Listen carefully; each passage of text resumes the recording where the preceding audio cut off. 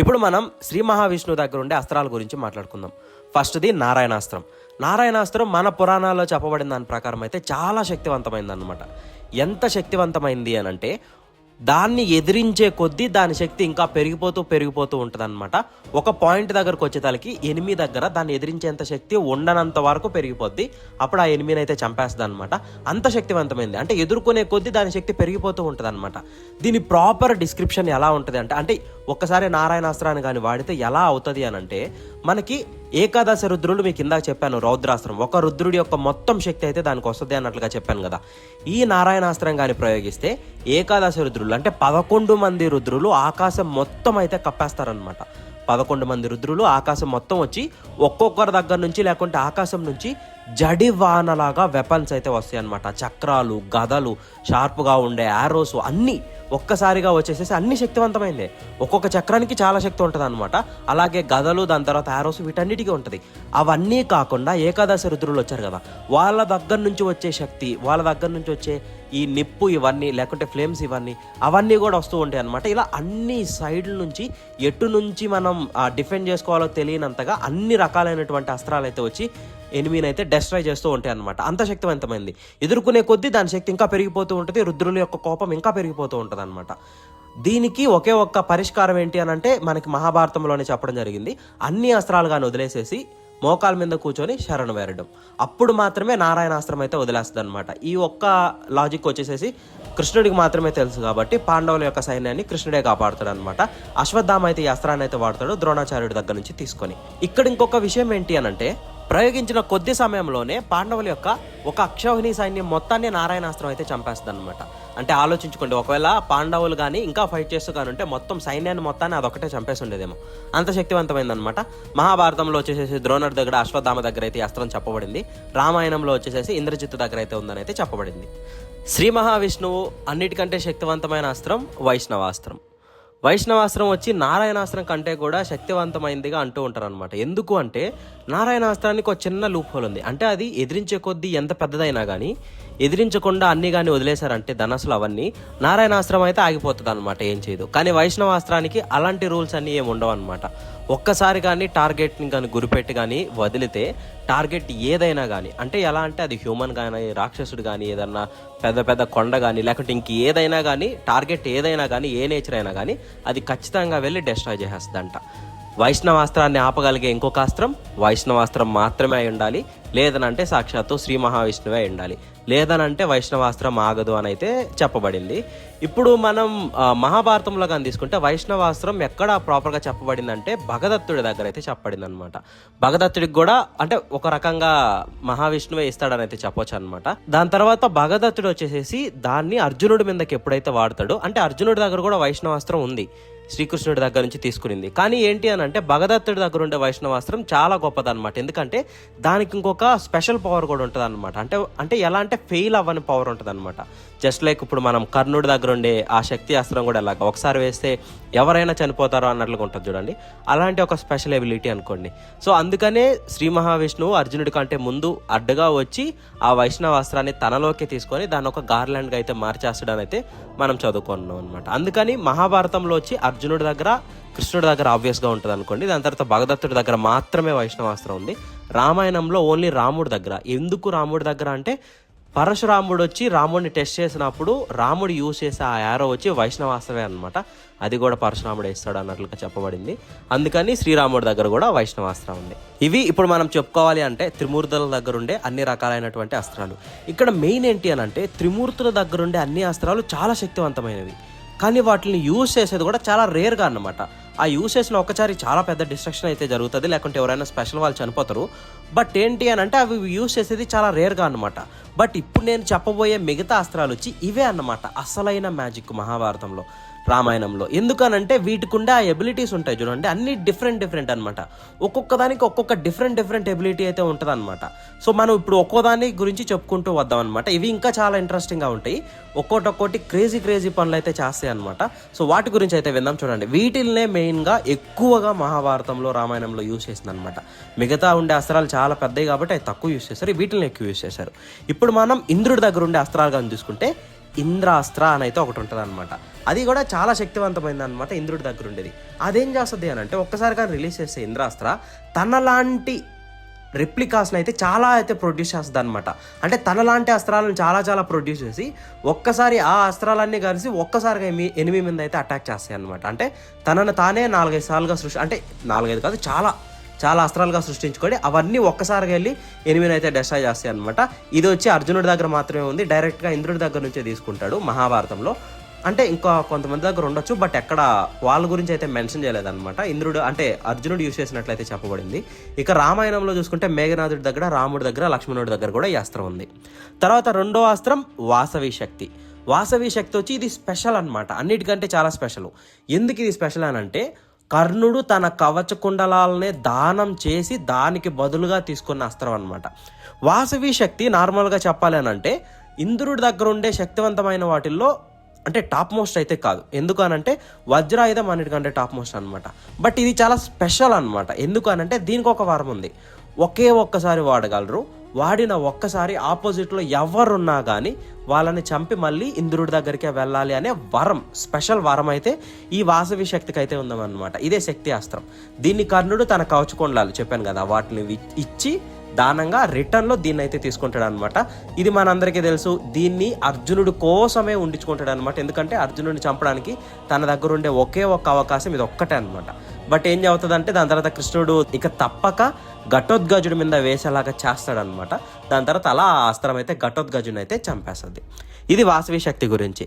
తర్వాత అంజలికాస్త్రం.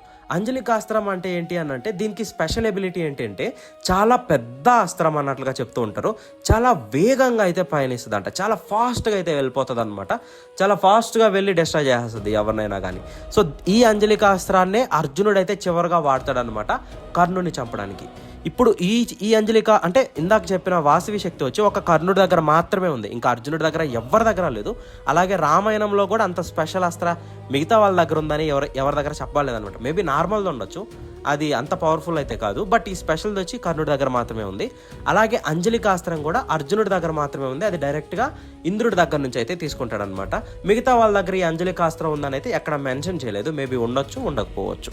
ఇప్పుడు మనం వజ్రాయుధం గురించి తీసుకుందాం. దదీచి మహర్షి యొక్క వెముకలతో చేయబడింది అనమాట. దాన్ని ఉపయోగించి ఇంద్రుడు ఎంతో మంది రాక్షసులను అయితే సంహరిస్తాడనమాట. చాలా స్పెషల్ థండర్ బోల్ట్ అంటూ ఉంటారు, అంటే ఉరుములతో ఒక్కసారిగా దారుణంగా అయితే దాడి చేస్తుంది అనమాట ఈ అస్త్రం. ఈ అస్త్రం కూడా వచ్చి ఒక్క అర్జునుడి దగ్గర మాత్రమే ఉంది. ఈ అస్త్రాన్ని ఆ నివాత కవచులతో పాటు ఫైట్ చేసేటప్పుడు అర్జునుడు ఉపయోగిస్తాడు అనమాట. ఇది ఇంద్రుడి యొక్క స్పెషల్ అస్త్రం కాబట్టి దీన్ని ఎవరికీ ఇవ్వలేదన్నమాట, తన కొడుకు కాబట్టి ఒక అర్జునుడికి మాత్రమే ఇచ్చాడు. ఇక రామాయణ మహాభారతాల్లో ఈ వజ్రాయుధం ఇంకెవరి దగ్గర కనిపించదు, ఒక్క అర్జునుడి దగ్గర మాత్రమే కనిపిస్తుంది. లాస్ట్ వచ్చేసేసి ఐందాస్త్రం. ఓకేనా, ఐందాస్త్రం వచ్చి ఇది కూడా ఒక స్పెషల్ అస్త్రం అనమాట. ఏంటి అని అంటే ఇప్పుడు ఒక టార్గెట్ ఎక్కువ మంది ఉన్నారు, ఒక 5 అంటే ఒక లక్షల్లో జనాభా ఉన్నారనుకోని రాక్షసులు లేకుంటే ఎనిమీస్, వాళ్ళందరినీ ఒక్కొక్క బాణం వేయడం కంటే ఒక బాణం వేసామనుకోండి, అది ఏంటి అని అంటే వర్షంలాగా ఆకాశం నుండి 100,000 లక్షల బాణాలు కానీ ప్రొడ్యూస్ చేసింది అని అంటే ఎక్కువ డిస్ట్రాక్షన్ చేయొచ్చు కదా. సో దానికోసం ఈ ఐందాస్త్రాన్ని అయితే వాడతారనమాట. ఈ ఐందాస్త్రాన్ని వాడినప్పుడు ఏమవుతుందంటే ఆకాశం నుంచి జడివాన కురిసినట్లుగా బాణాల వాన కురుస్తుంది అనమాట. అన్ని లక్షల బాణాలు అయితే ఒక్కసారిగా వచ్చి భూమి మీద పడతాయి అనమాట. ఇది కూడా అర్జునుడు అయితే వాడతాడు. ఈ ఐందాస్త్రం అయితే చాలా మంది దగ్గరే ఉంది, రామాయణంలో కూడా చాలా మంది దగ్గర ఉంది. ఇవి మనం చెప్పుకోవాలి అంటే ఇంద్రుడి దగ్గర ఉండే స్పెషల్ అస్త్రాలు. తరువాతి అస్త్రం ప్రశ్వపాస్త్రం. ప్రశ్వపాస్త్రం వచ్చేసేసి ఒక దగ్గర మాత్రమే మెన్షన్ చేయబడింది అనమాట, ఎక్కువ మహాభారతంలో రామాయణంలో కూడా. ఏంటి అని అంటే ఈ అస్త్రం భీష్ముడు అయితే వాడతాడు అనమాట. అంటే వాడాలి అని అనుకుంటాడు పరశురాముడు ఎదురుగా. ఏంటి ఈ అస్త్రం యొక్క స్పెషల్ ఎబిలిటీస్ అంటే ఎనిమిని నిద్రపోయేలాగా చేస్తుంది అనమాట. అంటే తెలియకుండా నిద్రలో పడిపోయి నిద్రలో జారిపోయి రణరంగంలోనే నిద్రపోయేలాగా అయితే చేస్తుంది అనమాట. అంత స్పెషల్ ఎబిలిటీ ఉందన్నమాట. ఈ అస్త్రం ఎక్కువ దగ్గర అయితే ఎవరి దగ్గర లేదు, ఎందుకంటే ఎక్కడ కూడా ఎక్కువ మెన్షన్ చేయలేదు. ఒక్క భీష్ముడికి కూడా, అది కూడా తన కలలో ఆ అష్టవసువులు కనిపించి చెప్తారనమాట, మేమే నువ్వు కాబట్టి మన దగ్గర ఈ యొక్క అస్త్రం ఉంది, ఇది నువ్వు యుద్ధంలో గుర్తు తెచ్చుకో, నీకు తెలియకుండానే నీ మైండ్లోకి వచ్చేస్తుంది అన్నట్లుగా అయితే చెప్తారనమాట. అదే ఫస్ట్ టైము ప్రశ్వపాస్త్ర గురించి అయితే చెప్తారు. దాని తర్వాత నారదుడు అయితే ఆపేస్తాడు అనమాట, ఇలా పరశురాముడి పైన ఈ అస్త్రం వాడొద్దు, ఎందుకంటే అంత గొప్ప ఆయన అలాగా యుద్ధంలో నిద్రపోయాడు అంటే చాలా అంటే పేరు తక్కువగా ఉంటుంది, వాడొద్దు అని చెప్పి ఆపేస్తాడు. దాని తర్వాత పరశురాముడు కూడా నేను ఓడిపోయాను అని అయితే ఒప్పుకుంటాడు అనమాట. సో ఆ సిచ్యువేషన్లో భీష్ముడు ప్రయోగించాలి అనుకున్న అస్త్రం ప్రశ్వపాస్త్రం అనమాట. ఇది వాసుకి సంబంధించి. త్వస్తరాస్త్ర. ఈ త్వస్తరాస్త్ర ఏంటి అని అంటే ఇది ఒక స్పెషల్ అస్త్రం అబ్బా, నాకైతే చాలా నచ్చిన అస్త్రం అనమాట. ఈ త్వస్తరాస్త్ర ఏం చేస్తుంది అని అంటే ఒక గ్రూప్ ఆఫ్ అపోనెంట్స్ మీద కానీ ఈ ఆరో కానీ వాడినప్పుడు ఏమవుతుంది అంటే వాళ్ళకి ఏమనిపిస్తుంది అని అంటే వాళ్ళ ఫ్రెండ్సే వాళ్ళ ఎనిమిస్ లాగా అనిపిస్తుంది అనమాట. ఇప్పుడు సపోజ్ కౌరవుల సైడు ఇది చెప్పాలంటే రియల్గానే అర్జునుడు అయితే వాడతాడు అనమాట కౌరవుల మీదకి వాడినప్పుడు ఏమవుతుంది అంటే కౌరవులు వాళ్ళే ఎనిమిస్ లాగా అనుకునేసేసి వాళ్ళే చంపేసుకుంటారు అనమాట. చెప్పాలనంటే ఇది ఒక దారుణమైన అస్త్రం అని అయితే చెప్పొచ్చు అనమాట. ఎందుకు దారుణమైందంటే వాళ్ళే చంపేసుకుంటూ ఉంటారు, పాండవుల సైడ్ వాళ్ళు కూడా మళ్ళీ వాళ్ళని చంపేస్తారు. మొత్తానికి ఏమవుతుంది అంటే వాళ్ళకి నెక్స్ట్ లెవెల్ డ్యామేజ్ అవుతుంది అనమాట వాళ్ళు చంపేసుకున్నారు అంటే. సో అంత కన్ఫ్యూజ్ అయితే చేసేస్తుంది అనమాట. వాళ్ళ ఫ్రెండ్సే వాళ్ళ ఎనిమీస్గా అయితే వాళ్ళకి కనిపిస్తారు. దీని పేరే త్వస్తరాస్త్ర. ఇది అయితే అర్జునుడు అయితే వాడతాడు అనమాట. ఇది ఓన్లీ అర్జునుడి దగ్గర రాముడి దగ్గర మాత్రమే ఉంది అన్నట్లయితే చెప్పబడింది అనమాట. దాని తర్వాత వాళ్ళు మళ్ళీ నార్మల్గా వచ్చేదానికి వాళ్ళు కొన్ని అస్త్రాలు అయితే వాడతారు. బట్ ఈ అస్త్రం అయితే అంత కన్ఫ్యూజ్ చేస్తుంది అనమాట, వాళ్ళలో వాళ్ళు చంపుకునేలాగా అయితే చేస్తుంది. తరువాతి అస్త్రం ఆగ్నేయాస్త్రం. ఆగ్నేయాస్త్రం గురించి అందరికీ తెలిసి ఉంటుంది అనమాట. ఆగ్నేయాస్త్రం అంటే నిప్పు శక్తి అన్నమాట. అంటే ఫ్లేమ్స్ మొత్తం ఒక్కసారిగా అన్ని వైపుల నుంచి ఫ్లేమ్స్ వచ్చి ఎనిమీలు అయితే అంటే మసి చేసేస్తాయి అనమాట, భస్మం చేసేస్తాయి. అంత శక్తివంతమైంది అనమాట, అగ్నిదేవుడికి సంబంధించింది. దీనికి బాగా స్పెషల్ ఎవరు అని అంటే అర్జునుడు అనమాట. అర్జునుడు ఆగ్నేయాస్త్రాన్ని ఎన్నిసార్లు వాడుంటాడు అంటే అన్నిసార్లు అయితే వాడతాడు అనమాట. కాండవ వన దహనంలో కూడా ఆగ్నేయాస్త్రాన్ని అయితే వాడతాడు అనమాట. అంటే ఆగ్నేయాస్త్రం వాడడంలో అర్జునుడు ఒక మాస్టర్ అనమాట, అంత బాగా అయితే వాడతాడు.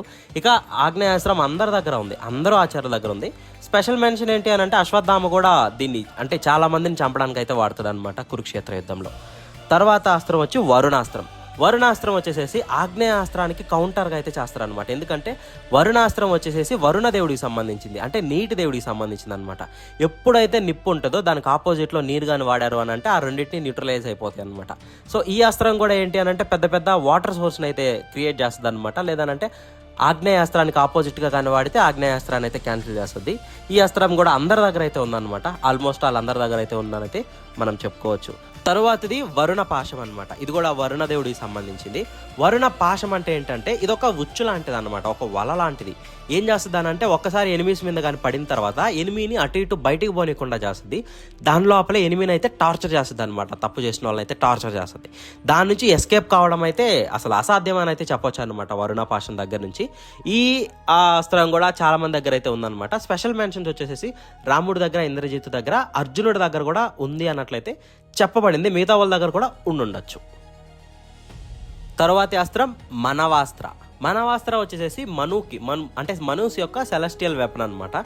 ఇదేంటి అని అంటే ఒక టార్గెట్ని ఎక్కువ దూరాలు థౌజండ్స్ ఆఫ్ లేకుంటే 100 యోజనాలు ఉంటాయి చూడండి, 100,000 యోజనాల దూరం తీసుకెళ్ళి పడేసేదానికైతే ఈ అస్త్రం అయితే యూజ్ చేస్తూ ఉంటారు అనమాట. అంటే ఎక్కువ దూరం టార్గెట్ని ఎక్కువ దూరం తీసుకెళ్ళి పడేసేదానికి. సో ఈ అస్త్రం కూడా చాలా మంది దగ్గర అయితే ఉంది. రామాయణంలో రాముడు ఇలా చాలా మంది దగ్గర అయితే ఉంది. మహాభారతంలో కూడా అర్జునుడు, భీష్ముడు ఇలా చాలా మంది దగ్గర అయితే మనవాస్త్రం అయితే ఉందన్నమాట. తర్వాత అస్త్రం వచ్చేసేసి భార్గవాస్త్రం నేను ఎందుకు ఇందాక స్పెషల్గా మహావిష్ణు అస్త్రాలు చెప్పలేదంటే ఇది పరశురాముడి యొక్క స్పెషల్ అస్త్రం అనమాట. ఓన్లీ పరశురాముడికి సంబంధించిన అస్త్రం కాబట్టి నేను అక్కడ చెప్పలేదు. భార్గవాస్త్ర కూడా చాలా శక్తివంతమైంది అనమాట, చాలా శక్తివంతమైంది. ఎందుకు అని అంటే దాన్ని ఒకసారి కానీ యూజ్ చేస్తే దాన్ని కౌంటర్ చేసే అస్త్రాలు తక్కువ లేకుంటే లేవు అన్నట్లయితే చెప్పొచ్చు అనమాట. అందుకనే మహాభారతంలో కూడా కర్ణుడు అయితే దీన్ని అయితే వాడతాడనమాట. ఒక్కసారి కర్ణుడు వాడినప్పుడు ఇది చాలా డిస్ట్రక్షన్ అయితే చేస్తుంది. మేబీ అర్జునుడు వద్దు అనుకుని వదిలేసి ఉండొచ్చు, ఎందుకంటే అర్జునుడి దగ్గర ఇంకా శక్తివంతమైన ఉన్నాయి. ఎందుకంటే భార్గవాస్త్ర కంటే శక్తివంతమైన అస్త్రాలు చాలానే ఉన్నాయి అనమాట. మేబీ వదిలేసి ఉండొచ్చు, బట్ ఇదైతే చాలా డిస్ట్రక్షన్ అయితే చేస్తుంది అనమాట ఆ టైంలో. ఈ అస్త్రం ఓన్లీ కర్ణుడి దగ్గర మాత్రమే ఉంది. ఇక భీష్ముడి దగ్గర, ద్రోణుడి దగ్గర కూడా భార్గవాస్త్ర ఉన్నట్లయితే ఎక్కడ మెన్షన్ చేయలేదన్నమాట. ఓన్లీ కర్ణుడి దగ్గర మాత్రమే ఉంది. అలాగే రామాయణంలో కూడా ఎక్కడ మెన్షన్ చేయలేదన్నమాట భార్గవాస్త్ర గురించి. తర్వాత మనం చెప్పుకోవాలంటే నాగాస్త్రం అంటే అందరికీ తెలుసు కదా, ఒక విష సర్పం అయితే వస్తుంది అనమాట. విష సర్పం వచ్చి వాళ్ళని తన విషంలో అయితే బంధించేసి చనిపోయేలాగా అయితే చేస్తుంది అనమాట. ఇంకా నాగుల యొక్క స్పెషల్ అస్త్రాన్ని అయితే చెప్పొచ్చు అనమాట. ఇది నాగాస్త్రం అయితే ఆల్మోస్ట్ వాళ్ళందరి దగ్గర అయితే ఉందన్నమాట. తర్వాత మనం చెప్పాల్సింది ఏంటి అంటే గరుడాస్త్ర. సో నాగాస్త్రానికి విరుగుడు అందరికీ తెలుసు. ఎవరైనా ఆపోజిట్లో నాగాస్త్రాన్ని కానీ వాడితే దానిని కౌంటర్ చేయడానికి అయితే గరుడాస్త్ర అయితే వాడతారు. సో ఆ నాగాస్త్రాన్ని అయితే అంటే ఒక నాగుపాము వచ్చి ఆ విషసర్పం అయితే వస్తుంది కదా, గరుడాస్త్రం నుంచి ఒక గరుత్మంతులు లాంటి ఒక గద్ద లాంటిది ఒకటి వచ్చేసేసి ఆ నాగునైతే చంపేసేస్తుంది అనమాట. సో ఇది వచ్చేసేసి గరుడాస్త్ర గురించి. తరువాతి అస్త్రం నాగపాశం. ఈ నాగపాశం అంటే ఏంటంటే, ఇప్పుడు ఇందాక మీకు వరుణపాశం చెప్పాను కదా, ఒక ఉచ్చు లాంటిది అని. అదే ఒక ఉచ్చు మొత్తం నాగులతో కంచేస్తే ఏమవుతుంది అంటే నాగపాశం అవుతుంది అనమాట. ఇది కూడా చాలా కష్టం అనమాట. ఒక్కసారి కానీ ప్రయోగిస్తే ఇది ఉచ్చులో బంధించడమే కాకుండా ఆ ఉచ్చు లోపల ఉన్న వాళ్ళకి ఆ విషాన్ని అయితే ఇచ్చేలాగైతే చేస్తూ ఉంటుంది అనమాట. అంటే నాగులు కాటేస్తూనే ఉంటాయి అనమాట. సో ఏమవుతుంది అని అంటే అటు ఇటు తప్పించుకోలేరు, అలాగా నాగుల చేత అయితే కాటు వేయబడుతూ ఉంటుంది అనమాట. అంటే ఒకసారి విషం అయితే వస్తూ ఉంటుంది, అటు ఇటు తప్పించుకోలేరు అనమాట. ఇది చాలా స్పెషల్ అస్త్రం అనమాట. ఎక్కువ మంది దగ్గర అయితే ఉండదు, డైరెక్ట్గా నాగుల దగ్గర నుంచి, అది కూడా చాలా రేర్గా అయితే ఇస్తూ ఉంటారు అనమాట. మనకి మహాభారతంలో ఓన్లీ అర్జునుడి దగ్గర మాత్రమే ఉంది. డైరెక్ట్గా ఉలూపి, తన భార్య ఉలూపి దగ్గర నుంచి అయితే తీసుకుంటాడు. అలాగే రామాయణంలో చూసుకుంటే మనకి ఓన్లీ ఇంద్రజిత్ దగ్గర మాత్రమే ఉందని అయితే చెప్పొచ్చు అనమాట. ఎందుకంటే ఇంద్రజిత్ మాత్రమే ఆ అస్త్రాన్ని రామలక్ష్మణుల మీదకి అయితే వేశాడు. వాయువ్యాస్త్రం. వాయువ్యాస్త్రం వచ్చి వాయుదేవుడికి సంబంధించింది అనమాట, పేరులోనే ఉంది కదా. ఎక్కువ ఈ అస్త్రాన్ని వరుణాస్త్రానికి ఆపోజిట్గా అయితే వాడతారనమాట. వరుణాస్త్రం అంటే ఏంది, వరుణదేవుడి కదా, అంటే మేఘాలు ఇవన్నీ వచ్చి ఎక్కువ వాన పడేలాగైతే జరుగుతుంది కదా. సో ఆ మేఘాలన్నీ వచ్చినప్పుడు ఎక్కువ గాలి కానీ వీచింది అనుకోండి, మేఘాలన్నీ చల్లాచెదురైపోతాయి కదా. అలాగే వరుణాస్త్రాన్ని వాడినప్పుడు దానికి ఆపోజిట్గా అయితే వాయువ్యాస్త్రాన్ని అయితే ఎక్కువ వాడుతూ ఉంటారు అనమాట. సో ఈ వాయువ్యాస్త్రం ఏం చేస్తుంది అంటే వరుణాస్త్రాన్ని అయితే కౌంటర్ చేస్తుంది అని అయితే చెప్పొచ్చు. వాయువ్యాస్త్రం ఎక్కువ వేగంతో వాయువులను అంటే గాలి అయితే వచ్చేలాగా అయితే చేస్తుంది అనమాట. తర్వాత మనం దానికి ఆపోజిట్ ఏంటంటే పర్వతాస్త్రం, ఈ అస్త్రాన్ని అయితే తీసుకోవచ్చు.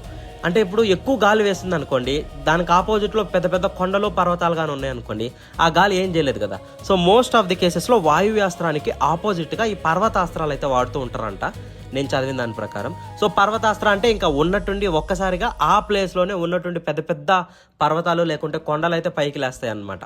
వాటి ఆ గాలులన్నింటినీ ఆపేదానికి, లేకుంటే ఎనిమిలందరినీ చంపేసేదానికి. అంటే ఉన్నట్టుండి పెద్ద పెద్దవి వచ్చేస్తాయి, దానికి వచ్చి గుద్దుకునేటోళ్ళు, లేకుంటే దాని కింద పడి అటు ఇటు నలిగిపోయేటోళ్ళు, లేకుంటే పైకి వెళ్ళి కింద పడేటోళ్ళు, అలా మొత్తం గందరగోళం అయితే మొదలవుతుంది అనమాట. అందుకని ఆ పర్వతాస్త్రం అయితే వాడుతూ ఉంటారు. కొన్నిసార్లు ఆపోజిట్లో వాయువ్యాస్త్రం ఉంటే పర్వతాస్త్రం అయితే వాడుతూ ఉంటారు. తర్వాతి అస్త్రం విశోషణాస్త్రం అనమాట.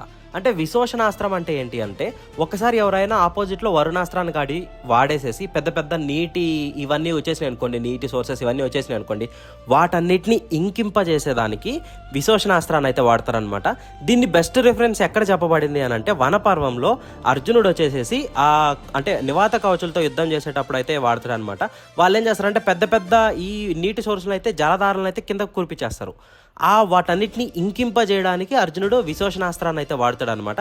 ఇది కూడా ఒక దివ్యాస్త్రమే. ఇది కూడా చాలా మంది దగ్గర అయితే ఉండొచ్చు మేబీ, బట్ మనకి మహాభారతంలో స్పెషల్ మెన్షన్ ఎక్కడ చేశారనంటే అర్జునుడి దగ్గర అయితే చేశారనమాట. తర్వాత సూర్యాస్త్రం. సూర్యాస్త్రం అంటే పేరులోనే ఉంది కదా, సూర్యదేవుడికి సంబంధించింది అనమాట. ఇదేం చేస్తుంది అని అంటే కొన్నిసార్లు ఎనిమిస్ ఏం చేస్తారనంటే గాఢంధకారం సృష్టిస్తారనమాట. అంటే చుట్టూ చీకట్లు వచ్చేలాగైతే చేస్తారనమాట. అలాంటి చీకట్లు వచ్చేలాగా చేసినటువంటి ఆ ఎన్వైర్న్మెంట్ నుంచి మనకి వెలుగు రావాలంటే అలాంటప్పుడు ఈ సూర్యాస్త్రాన్ని అయితే వాడుతూ ఉంటారని అయితే చెప్పబడింది.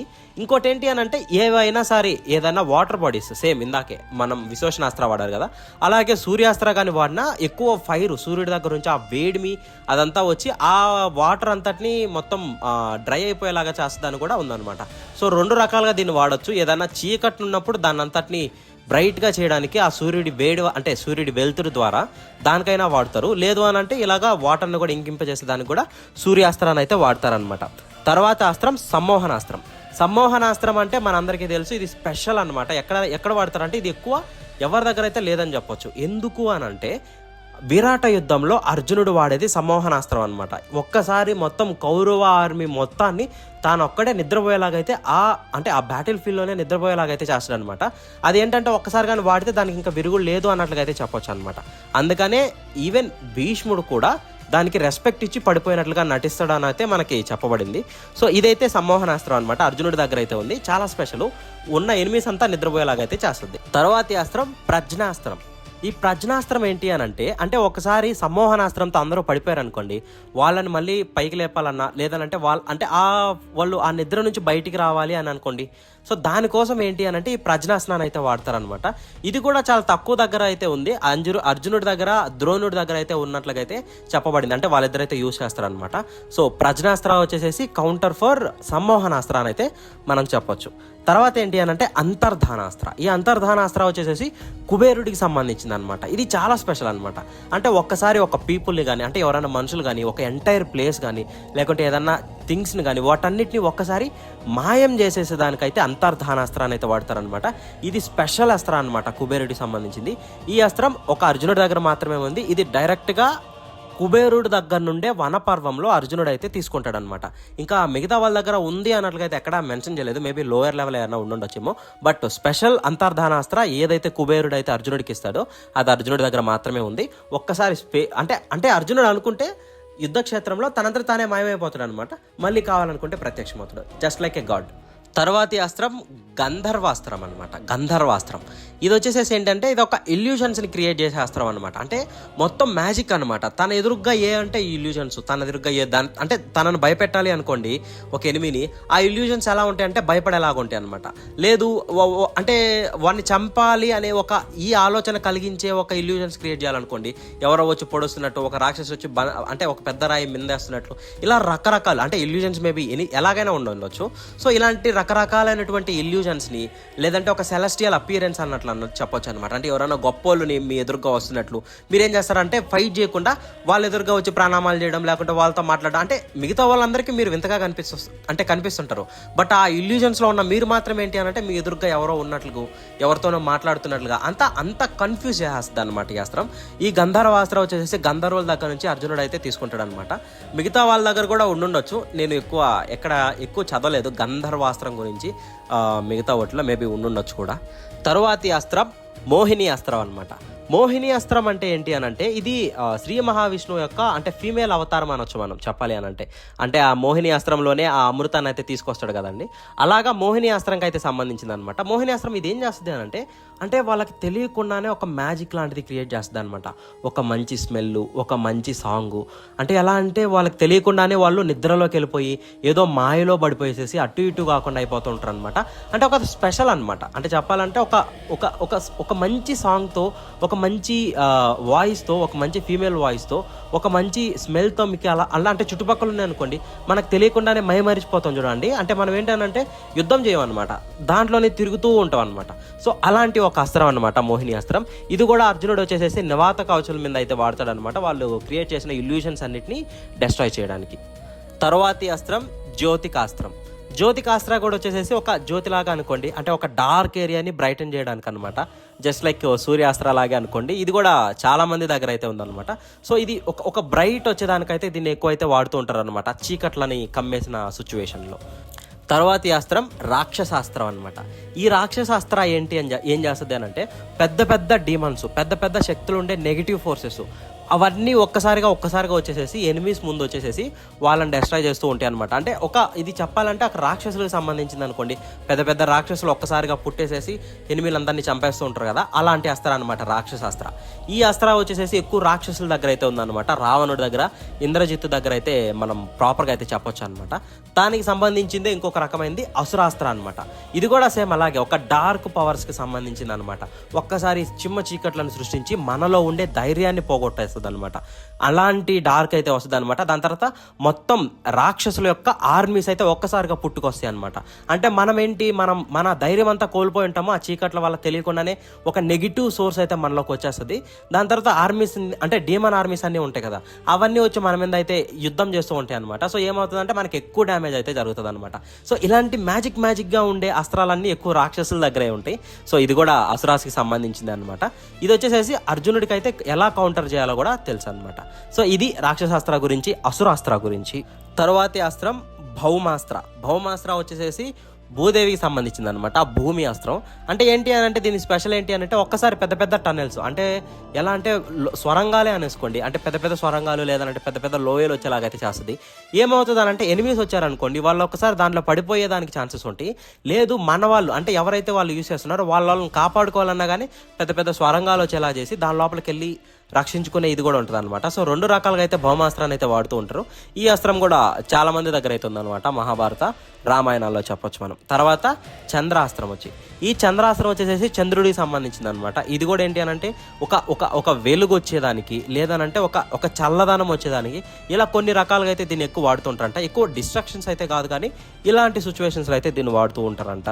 సో ఇలాంటి అస్త్రాలు, ఇప్పటికి నేను ఎన్ని అస్త్రాలు చెప్పానో నాకే తెలీదు, ఇంకా చాలా అస్త్రాలు అయితే ఉన్నాయి అనమాట. కొన్ని నేమ్ గురించి చెప్పని అస్త్రాలు, కొన్ని చెప్పి దాని ప్రాపర్ డిస్క్రిప్షన్ ఇవ్వని అస్త్రాలు, ఇలాంటి ఇంకా ఎన్నో రకాలైనటువంటి అస్త్రాలు రామాయణ మహాభారతాలు అయితే వాడారు. నేను ఇప్పటి వరకు ప్రాపర్గా కౌంట్ చేసుకొని ఒక్కొక్క దాని డిస్క్రిప్షన్ వాటన్నిటి గురించి చదివి చెప్పిన ఎపిసోడ్స్ అయితే ఇవన్నమాట. మోస్ట్ ఆఫ్ ది కేసెస్లో నేను మీకు చాలాసార్లు అర్జునుడి పేరు గురించి చెప్పడం, లేదంటే రాముడి పేరు గురించి చెప్పడం అయితే జరిగింది. ఎందుకు అని అంటే అన్ని రకాల అస్త్రాలు అర్జునుడి దగ్గర, రాముడి దగ్గర అయితే ఉన్నాయని చెప్పబడింది అనమాట. అన్ని రకాలు ఎందుకనంటే అర్జునుడు అస్త్రాల కోసమే ఒక ఘట్టంలో మొత్తం తిరుగుతాడు అనమాట. అందుకని తను తిరిగి అన్ని రకాల అస్త్రాలు తాను సంపాదించుకుంటాడు. సో అర్జునుడి దగ్గర అన్ని రకాల అస్త్రాలు ఉన్నాయి, అలాగే రాముడి దగ్గర కూడా చాలా రకాల అస్త్రాలు ఉన్నాయి అనమాట. సో నేను అందుకని వాళ్ళ పేర్లు ఎక్కువ చెప్పడం అయితే జరిగింది. చాలా రకాల అస్త్రాలు మిగతా వాళ్ళ దగ్గర కూడా చాలా మంది దగ్గర అయితే ఉన్నాయని అయితే మనం చెప్పుకోవచ్చు అనమాట. సో ఇది గైస్ ఓవరాల్గా ఎపిసోడ్. మీకు ప్రతి ఒక్క అస్త్ర డిస్క్రిప్షన్తో సహా ఎలా అనిపించిందో చెప్పండి. ఇన్ కేస్ నేను ఏదన్నా మిస్టేక్ అని చెప్పుంటే దాని గురించి కూడా చెప్పండి. Thank you all, bye.